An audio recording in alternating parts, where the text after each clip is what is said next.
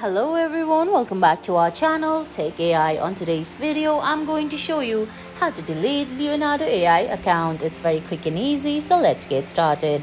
First of all, open the Leonardo AI app on your phone. If you don't have the app yet, you can get it from Google Play Store or the Apple App Store. Once you do that, go ahead, launch the app, then sign in.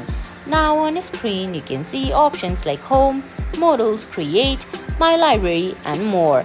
Tap on More, where you can see options like Manage Subscription, Share Profile Link, Review Blocked Users, and finally Delete Account.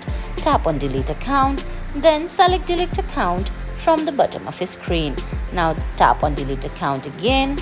Then you can see your Leonardo AI account has been deleted. And guys, that's it. That's how you delete Leonardo AI account. I hope you found this video helpful. If you did, please give it a thumbs up, leave a comment, subscribe to our channel and hit that bell icon. See you in the next video. Thanks for watching.